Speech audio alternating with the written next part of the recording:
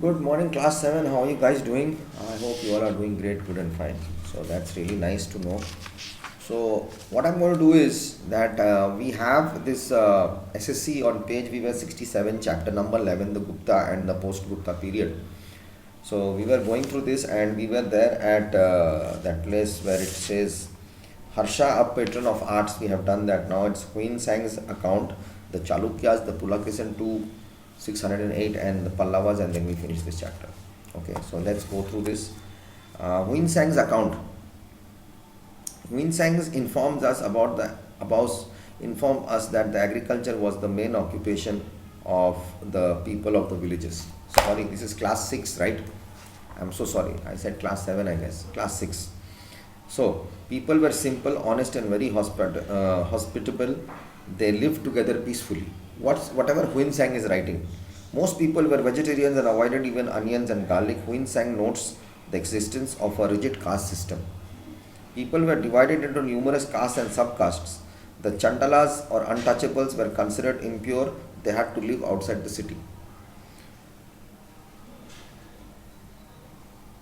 What name did Gandhiji give to the untouchables? Name Harijans. After the decline of the Satavahanas, the Chalukyas, after the decline of the Satavahanas, many small kingdoms arose in the Deccan. The Vakatakas, the Vakatakas were the most powerful of these. They, however, ruled for a brief period. They were succeeded by the Chalukyas. Their capital was Vatapi or Badami. Pulakeshin II, 608 to 642 CE. The most famous Chalukyan ruler was Pulakeshin II. We got information about his reign from the Prahasti or of his court poet Ravikirti. Ravikirti. He informs us that the king defeated Harsha and checked his advance into the Deccan. Now this was written by, in reign of his Prahasti, the court poet Ravikirti has written. He informs us that the king defeated, Pulakeshin II defeated Harshavardhan and checked his advance into the Deccan. Pulakeshin II also raided the territories of Mahendra Varman I. Raided the territories of the Pallavas. He defeated the Pallava king Mahendra Varman I.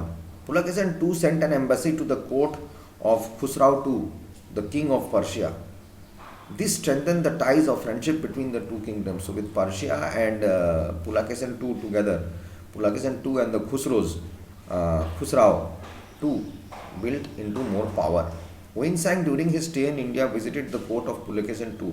He also toured the countryside and was impressed with the administration. The Chalukyas became very weak after the death of Pulakeshin II. Rashtrakutas replaced them after the Chalukyas. After Pulakeshin died, the Chalukyas' power became less and the Rashtrakutas take place. The Pallavas. The Pallavas ruled from Kanchipuram or Kanchi near Chennai. Mahendra Varman won 600 to 630 CE and Narsimha Varman won 630 to 668 were the powerful rulers of this dynasty. Narsimha Varman defeated Pulakeshin II and captured Vatapi. After his victory, he took the title of Vatapikonda or the conqueror of Vatapi. He also led successful expeditions to Sri Lanka. Continuous military conflicts weakened the Pallavas. Their rule was ended by the Cholas in the 9th century. Administration during this time. This is all written by Huin Sang's account. We get to know about the administrative system of the period from the accounts of Phai Hing and Huin Sang. The king was the head of the administration, a council of ministers assisted him. The empire was divided into provinces or bhuktis. The princes were often appointed as governors or provinces. They were assisted by many officers. The provinces were further divided into districts or Vishayas.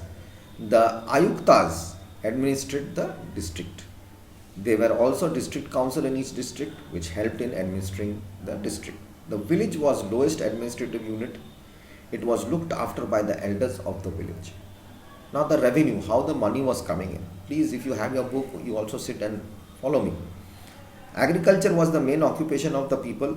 Much of the revenue came from land. There were numerous revenue officers to collect the revenue. Merchants and craftsmen also paid taxes. The money so collected was used to ensure good administration, give grants and donations, and maintain the army. To maintain an army consisting of horses, elephants, chariots, and foot soldiers required a lot of money. To maintain anything, even to maintain our school, we need money, right? So everything has a maintenance. Even if you buy a car, if you buy a cycle, that has also got a maintenance. Maintenance means after you buy something, to take care of that. Like if you have your house, every year you have to paint it. You have to check your electrical cables. You have to check if there's any water leakage. If there's a pipe broken, you have to change that pipe. If the light gets fused, so that's a maintenance cost. New features. Some new developments took place during this period. The administration became decentralized, the powers were separated. Local officers were independent of the central control, they took decisions on their own. In the region ruled by the Pallavas, there were two local assemblies, the Ur and the Sabha. There were also sub-committees which looked after the routine matters of the village, like we call it the local self-government. The village, such as digging wells, making roads, constructing temples, providing water to the fields, PWD. Public Works Department. Some administrative positions became hereditary. On many occasions, the son succeeded the post held by his father. Still now, somewhere before also in the government we had, still now also it's happening. The father dies, then the son or the son who is there gets the job. His post, if the father dies before while working, very young. The administrative officers came to be paid in land grants instead of cash. The officers were expected to collect revenue from this land. This made them even more independent. Whenever there was a weak ruler at the center, they broke away from his control and declared themselves independent. This is what Win Sang has written. Read through it, question answers are your job, and please follow the update tab on the homework My Notes update tab when you log in. Make sure you check that. All classes homeworks are there, so you have to find which one is class 6. It is written there, class 6, and you click on class 6 and take down your homework. Whichever subject homework is, and please get it ready and solve these. And I'll be posting notes. Please follow those notes. Notes are very helpful for you to answer questions also. Okay, question answers will be there only after the notes. So I'll not give question answers before that. So you have to work on yourself. Read the chapter, understand and answer the following. Okay. So now let's come to chapter 12, the culture and science in the ancient period. What was the culture and the science actually they followed, or what type of studies they did, or what literature they read? We'll come to know something more about that. India has a rich and varied culture. Every dynasty that ruled India had something to her heritage. Literature, the Vedas and associated texts. Then we have the epics, the Mahabharata, the secular literature, what everyone was reading. Then we have the foreign travelers, the art and architecture, science, and to sum up, we have this chapter. So what I'm going to do, I'm going to come back in the next video and I'm going to explain. Okay.